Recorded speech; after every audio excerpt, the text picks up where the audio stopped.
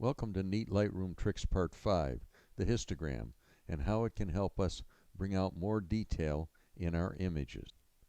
Recently I watched a webinar conducted by one of the very well-known Lightroom experts, and one of the things that he said was that he never used the histogram in the develop module of Lightroom. He doesn't look at it, he even turns it off, which you can do by clicking with the cursor on this down pointing disclosure arrow, and the histogram will go away. However, I think that's very disappointing, because what it tells me is either he doesn't know Lightroom beyond the very basics of the program, or he didn't feel his audience was sophisticated enough to hear about the histogram. To me, the histogram in the develop module of Lightroom does far more than just show us the distribution of the tones in the image. I think one of its most important functions is to let us know about lost detail in the highlights and shadows or clipping in the image. And I'm not talking about the obvious loss of detail where the histogram is climbing one side or the other of the frame as if it's trying to escape.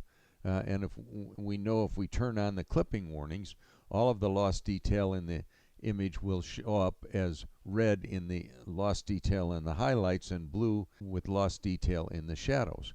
However, that's only true if all three channels, red, green, and blue, are lost in the same place in the image. I'm talking about the not so obvious loss of detail in an image when one or more of the individual color channels, red, green, or blue, is lost somewhere in the image. So how do we know when there's a loss of a color channel? What we do is we look in the triangles inside the clipping warning boxes, and here's how it works.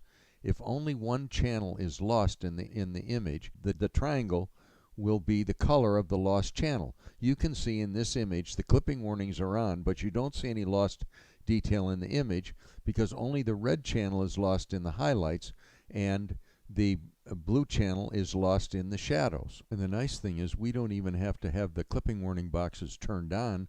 We can turn them off and it still shows us which color channels are lost in the image. So if two channels are lost, for example red and green are lost, then the triangle is going to be yellow. If red and blue are lost, then the triangle is going to be more towards magenta. If blue and green are lost, the triangle is going to be cyan. If all three channels are lost, then the triangle is going to be white. So how do we find out where the lost detail in the image is? The easiest way to do it, if we're looking for the lost detail in the highlights, is to hold down the Option key on the Mac, the Alt key on the PC, and either click on the exposure slider on the slider bar, the highlights slider on the slider bar, or the white slider on the slider bar. The screen will turn black and the colors of the lost detail will show up in the image. If we want to know where the lost detail is in the shadows, we hold down the Option key on the Mac, Alt key on the PC, and then click on either the exposure, shadows, or black sliders on the slider bar, and what will happen is the screen will turn white. We won't see the colors of the channels that are lost. We'll see the color opposite the color channel on the white screen. For example, if the blue channel is lost, which is the most common one in the shadows, we'll see yellow in the area of the lost blue channel. So why is this so important? It's really important, especially if you want to print your picture. You can select the right ICC profile for the paper. You can calibrate your monitor as much as you want and match it to your printer. But if you've lost a color channel, that color channel is not there for the printer to print. So the colors will always be off in your image. So now that we know which color channels are lost, and we know where they are in the image that they're lost, how do we recover the individual color channels? Well, most of the Lightroom experts are going to tell you to go to the basic panel and use the tone effect sliders to recover the lost detail in the color channels.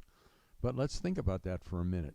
If only one channel is lost, for example the red channel, and the blue and green channel are fine, if we then use either the exposure, highlights, or whites tone effect sliders and move them to the left to recover the red channel, we'll be decreasing the brightness of the red channel, but we'll also be decreasing the brightness of the blue and green channel at the same time, which means we're going to be decreasing the brightness of the image a little bit as a whole. Instead, I think what we need to do is we need to go to the tone curve panel where we have access to the red, green, and blue channels individually. Where we have just one channel lost, in this case the red channel, we'll select the red color channel, and all I'm going to do is put my cursor at the very top corner when it turns into a double pointed arrow, because that's the brightest part of the red channel. And if you notice, when my cursor's over the grid itself, it's a crosshair, but up here it's a double pointed arrow.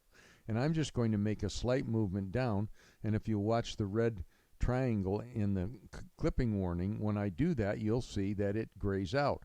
Now I know I've recovered that red channel. And in an image like this, where the blue is lost in the shadows, we need to recover that because it's probably lost in the darkest part of the image, which is our subject.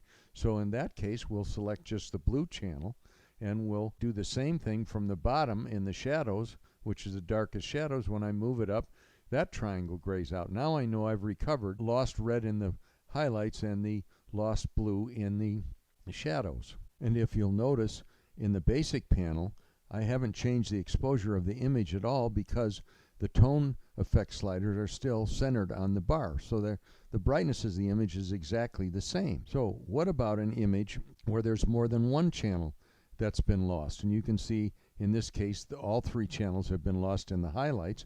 We'll do exactly the same thing. Since it's a highlight, we'll start with the blue channel because that's the one that's lost the least in the highlights. If you watch the triangle, I'm just going to put my double pointed arrow again, and I'm going to make just a slight movement down, and all of a sudden the triangle changes to yellow, which tells me that the red and green channel are still lost, but the blue channel isn't. If I then hold down the Option key on the Mac, the Alt key on the PC, and click on the white slider, you'll see that everything that's left is yellow, indicating that I still have two channels to recover. So what I'm going to do is I'll select the green channel this time, and I'll do the same thing. I'm going to make the slight movement down from the top corner, and the triangle will change to red. And when I Option or Alt click on the whites again, you'll see only the red channel is still the one that's lost. So to clear that up, we'll select just the red channel, make our slight movement down from the top of the screen, and the triangle grays out. Now when I Option or Alt click on the whites, the screen is totally black, telling me I have no more lost detail in the image. And again, if you'll look at the tone effect sliders in the basic panel, you'll still see they're still centered on the slider bars, indicating that the brightness of the image hasn't changed at all by recovering the lost details in the tone curve panel. And the nice thing about this technique for recovering lost detail will work regardless of how much detail has been lost in the image. I've seen several YouTube videos where the presenter has said that when there's a tremendous amount of lost detail, you can't bring back the lost detail in the image. But you can with this technique. If we look at this image here, it's obvious how much lost detail there is. If I Option or Alt click on the whites here, you'll see that that's all lost detail in the image in all the channels. So again, since it's in the highlights, we'll start with a blue channel. You can see the white triangle is going to change to yellow, and when I Option or Alt click on the whites again, now it's yellow. So I'll do the same thing, selecting the green channel, make the slight move down, and then Option or Alt click shows me just the red channel is left. So we'll select the red channel and make the slight movement down, and now I've recovered all of the detail in the image. One other thing about the tone curve panel is you can also use the parametric curve after you've recovered the detail, and here we've got the lightest part of the image. We can bring back a little detail just by making that a little bit less bright. But what we've really done is, by recovering the lost detail in the tone curve panel, is we've set up the basic panel so we can use the tone effect sliders to bring back more detail without decreasing the brightness of the image very much. If you watch the image when I move the highlight slider, you can see there's more detail coming back in to this area of the image, and we're not darkening the picture significantly when we do that. So if you're planning on printing your pictures or even having someone else print your pictures, you need to be able to see that histogram to make sure that you haven't got any lost color channels which will throw off the colors in the printed picture. All of this information is available in my latest book, Lightroom Classic Made Easy version 9, which is available on Amazon.com in both the hard copy and the Kindle version. And again, thanks very much for watching.